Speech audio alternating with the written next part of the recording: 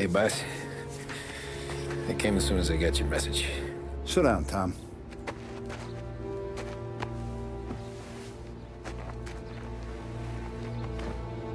We have a mole, Tom. No. Oh. I was up all night driving myself nuts trying to figure it out. I started thinking maybe it's one of our guys. We aren't paying his fair share. Someone with a light wallet. Maybe looking to Morello for a new suit. Frank wasn't around, so I went to the safe to get the account books. To see who's getting cents on the dollar he's earned. What do you know? The books are gone, Tom. Frank. More than 50 years I've known him. Everything I have, I got with Frank.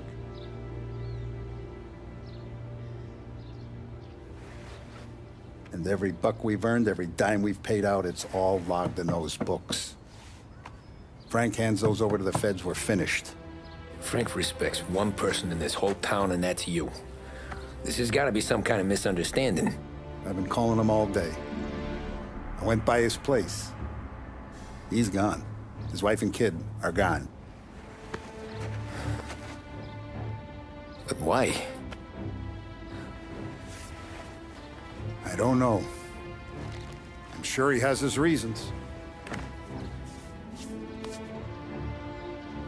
Maybe he's still smarting over the dog. The one you tried to drown? Yeah. Same one I shot after he wouldn't let me sink her.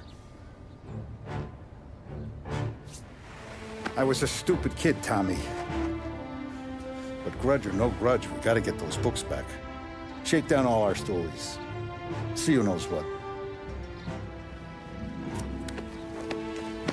When you catch up to Frank, you get those books. And if he doesn't have them on him, you make him tell you where to find them. After that, you do what we gotta do.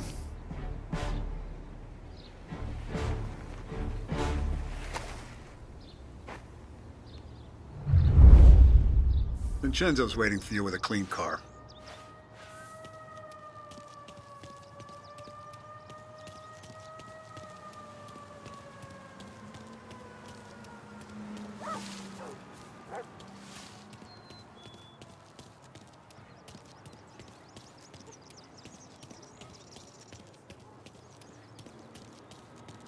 Tough day today, Tom.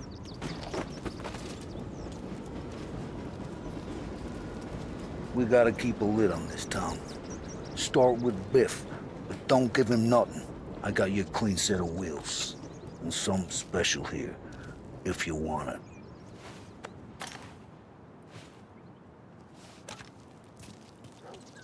When Frank sees a Lapara, he'll know. The old ways work. Whatever it takes, Tom.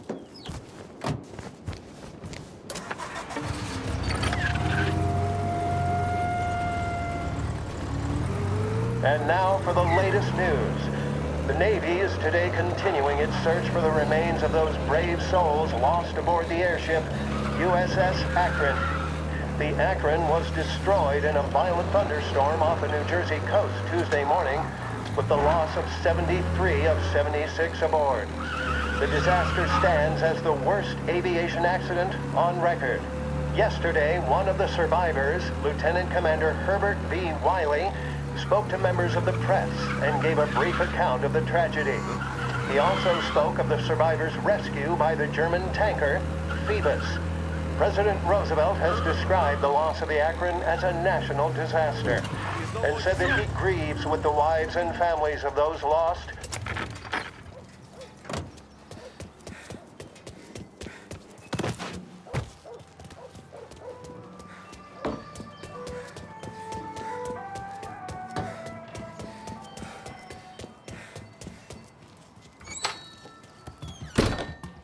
Tommy, what's the rumpus?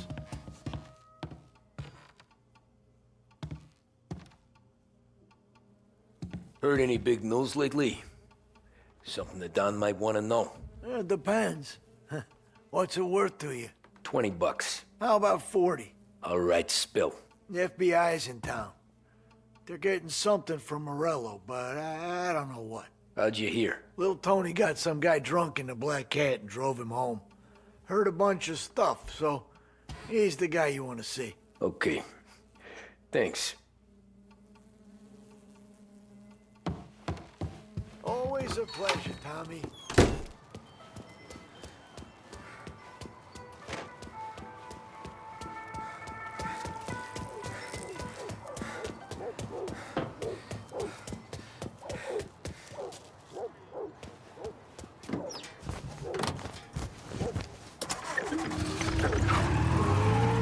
Welcome to a WLH Sports Report.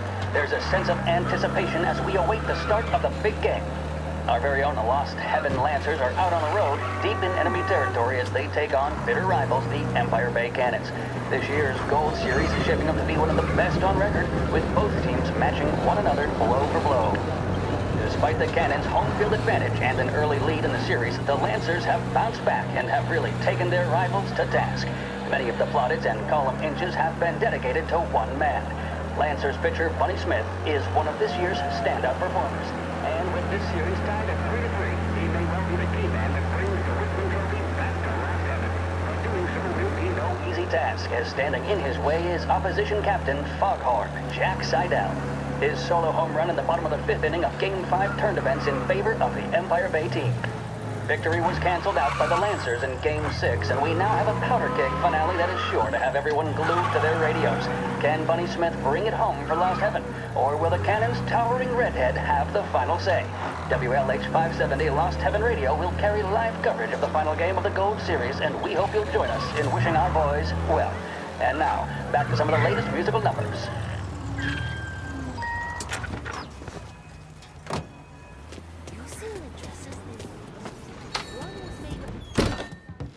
Everything okay, Tom? Nah, it's not. What's this about the guy you drove home who's with the feds? He came in for a drink, which turned into 10. He's hired muscle for some kind of safe house. Where? Oak Hill, corner of Pine. He gave me $10 to drive him back and keep my mouth shut. Let on that Councilor Gilatti's brokered some kind of deal between Morello and the FBI. They were all ready to sit tight on someone in there. Why the hell didn't you tell us? Tom, I did. I came in to see French straight away. He didn't tell the Don? No, he didn't. Tom, what's going on?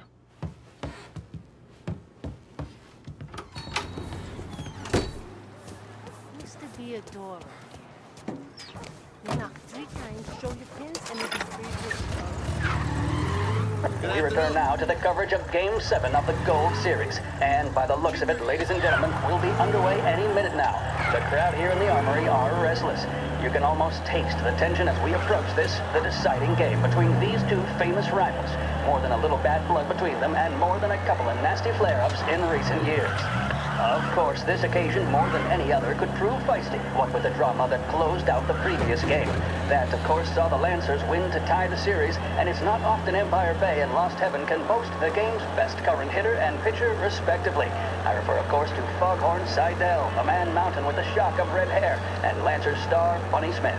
Speaking of Smith, he is jogging, I suppose you'd say, between his teammates, issuing last-minute orders. They seem responsive to whatever he's saying. He commands respect from his team, that is for sure. By goodness, there must be some nerves among some of the younger Lancers, Helms, Graves, and Nicholson. Smith seemed to have pepped them up. That's good to see. That's what a good captain does. The Cannons lineup is meandering over to the home team dugout. The Lancers are slowly taking up their position, so we can't be too far away from the opening pitch here at the Armory, the home of the Empire Bay Cannons. Stay with us for more.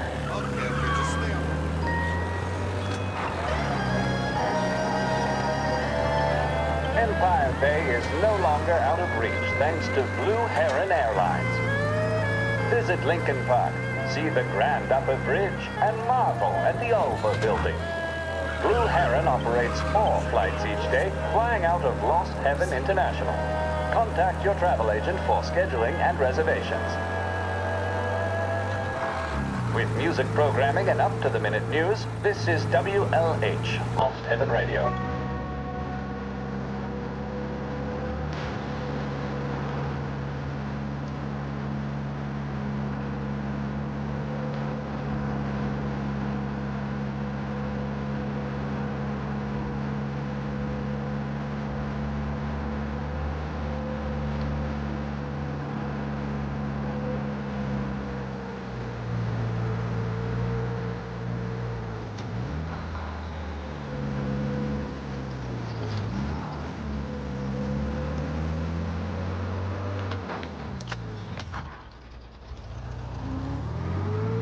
Looks like the place.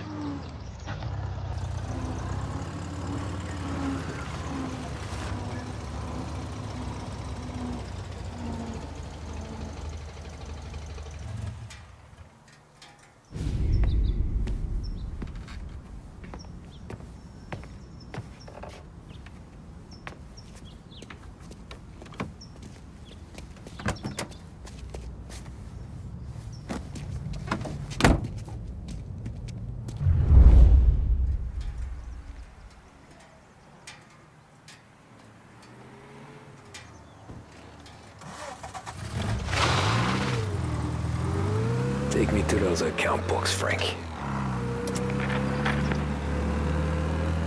And we return now to coverage what could be the final play of this game and the series between the Lost Heaven Lancers and the Empire Bay Cannons. A quick reminder that this final inning is being brought to you by Swift Cola. When you need a lift, reach for a Swift. It's not only a taste sensation, it's guaranteed to increase focus, drive, and mental clarity. Pick up a bottle of Swift Cola today. And as we are coming to a close, let me thank today's other sponsors, Big Break Cigarettes and Lost Heaven Courier. Both of these teams could be said to be entering golden eras. Each team has a star player at the core with promising youngsters set around them. I refer, of course, to Smith and Seidel. The Cannons have had several such golden periods. The Lancers, it's fair to say, have not. I can see Lancers manager Frankie Hodge prowling in front of the dugout, gesticulating. He seems animated, to say the least. Looks like he's putting one of the officials in his place or something or other. With the noise of the crowd, it is quite hard to say for sure. Whatever's going on down there, you can feel the sense of occasion, and you just know that whatever happens, the crowd will be the first to tell you what has happened. The Lancers are now within minutes of snatching the Gold Series, which at one stage had appeared doomed, but they equally teeter on the edge of defeat. It all comes down to the final play. Nobody is warming up in the kind of bullpen. meat happening. Nobody down there is considering the possibility of extra innings. Bunny Smith then, standing on the mound, a look of steely determination on his face. He's betraying no emotion, doesn't look nervous or tired after his exertions this series, nor does he appear to be carrying the weight of expectation. He's having a word with the umpire about something or other. What a strapping fellow, 6'2", 195 pounds. If the Lancers are to win here today, he's going to write himself into the record books. And boy, oh boy, what that would mean to the people of Lost Heaven after such a long time without glory on the diamond. All right, they've sorted out whatever was going on. Here we go then. In for the Cannons, it's Paddy Doherty. Smith is pitching the game of his life, but Doherty's a big man. If he can catch one, it could run, and with bases loaded, the Cannons could have it. Here we go. Doherty facing down Smith. Fastball and strike. Ah, shit. The big man. They're taking you to the airport, Frank. Speed on that ball, my goodness. It's fair to say Doherty looks a little spooked. He was convinced he had it. His body language tells the tale. Smith remains cool under pressure, not a flicker of emotion on his face. He winds up. And that's two. There was zip on that one. Good Lord. Seidel is barking something at Doherty, but we have no chance of hearing it as the noise of the crowd reaches fever pitch. Doherty's gesturing, and that's only making Seidel more irate. This is it, folks. Another strike, and the Lancers win. If Doherty can get behind it, surely the Cannons will get all their men home and snatch victory. A swing and a miss, and that's the winners! Lancers win! Lancers win! And Smith finally cracks an elated smile. He's thrown his cap in the air, as have his teammates. Lancers win the 1933 Gold Series!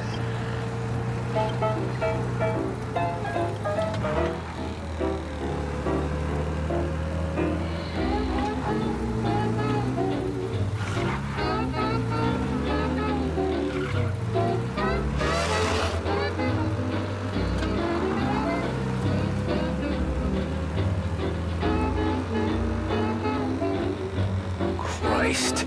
They're flying him out of state or something. Fuck, this ain't good.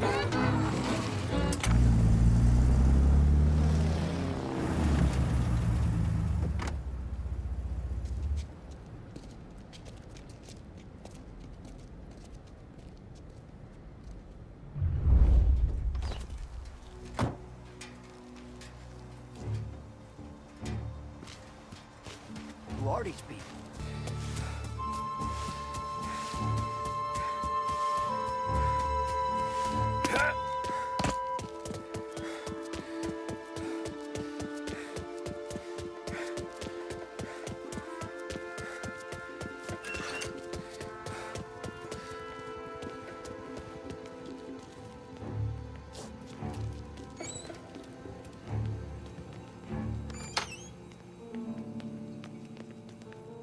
Guess we all want the same thing. Can't say I'm happy dealing with these people. The plane they're gonna use is Don Morello's. I'm sure of it.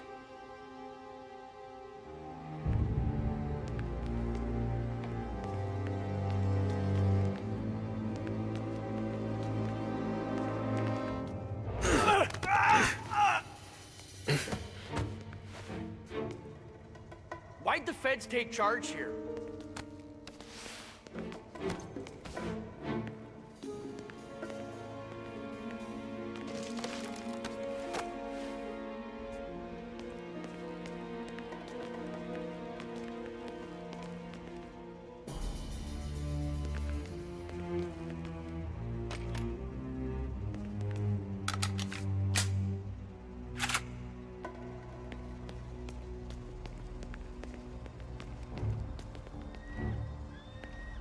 Morello hasn't the honor to even show his face.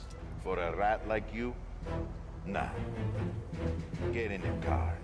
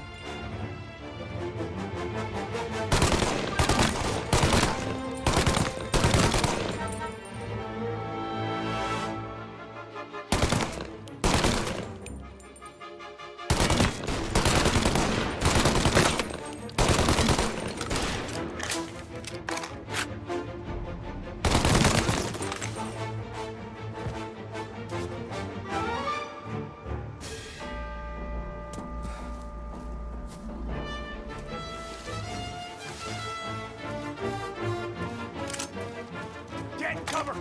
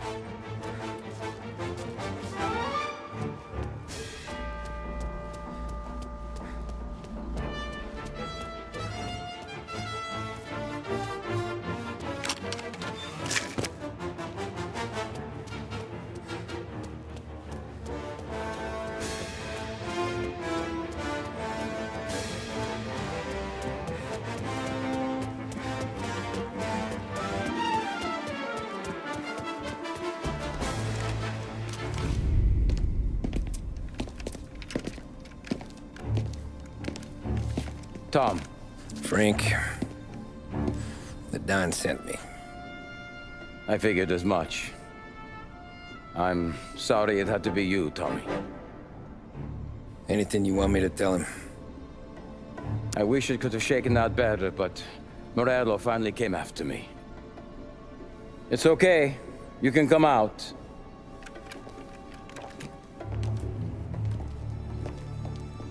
Morello offered me a simple trade. The Don's account books for our lives and tickets out of this town. You hand the books over yet? I'm not so stupid, Tom. They're safe. Morello is waiting for this. It's a key to a box in the Grand Imperial Bank downtown. I told Morello I'd hand it over after the plane was fueled and ready to go. His men were meant to fetch it before we left. I took care of them. Told them to get on a plane. Go on, March. Alice, get aboard. Frank, you're coming with us. Not right now, honey. Just get buckled in. Tommy and I, we have some serious business to discuss. But Frank... Get on the plane, March!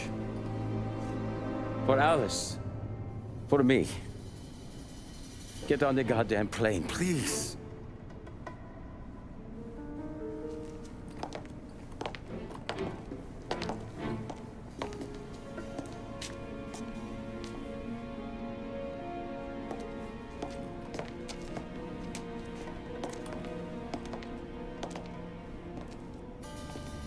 You been paid yet?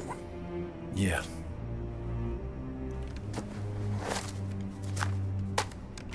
Now you've been paid twice. You take the ladies wherever they want to go. Yes, sir. Thank you, Tom. Christ, Frank. Why didn't you ask us for help? I guess I just wanted out. One way or the other. I'm tired, Tommy. Tired of lying to my wife. Tired of checking under my car every time I take a Sunday drive. And tired of waiting for the dawn to put two in my temple.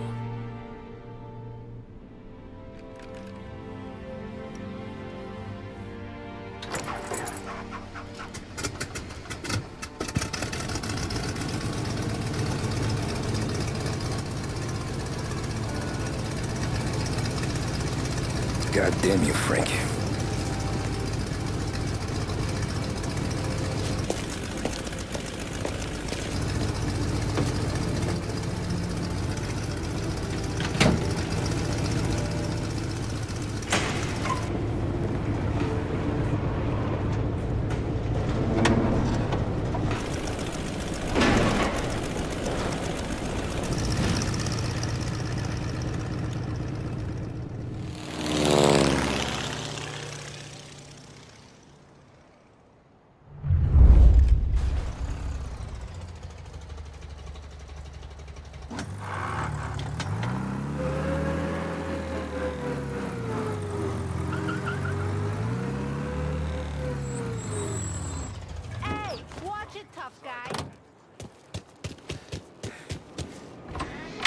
Good afternoon, sir. Where's the safety deposit boxes? With my colleague downstairs, sir. Thanks. Jeez, how long is this gonna take? Beautiful day, huh? Uh-huh.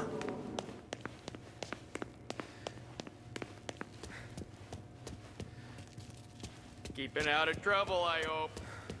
I need to access the deposit boxes for Frank Coletti. Ah, yes, Mr. Angelo? Yeah. Mr. Coletti said it might be you who came, and to provide access. Please, follow me.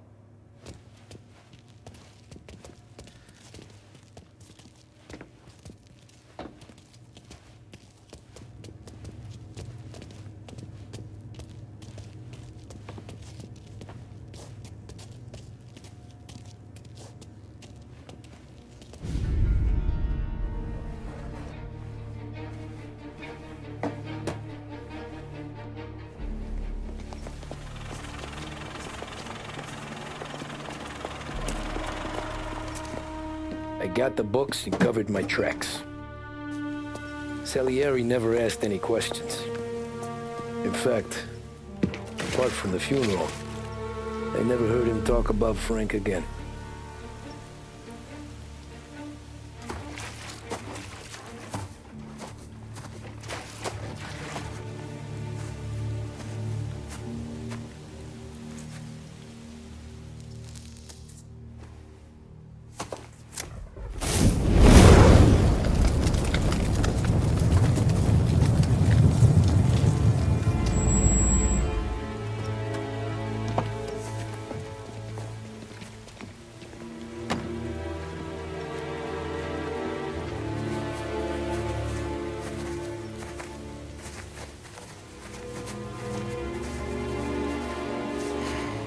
You're making my boys twitchy, Marcoux. Sergio and I just came by to pay respects, that's all. Known Frank a long time. Almost as long as you. He's a good man. Smart. Loyal. Loyal to his wife. His kid above all else. There must be some kind of honor in that in you. Maybe. But I'm still looking at this headstone with his little girl's name on it. It's a hell of a thing.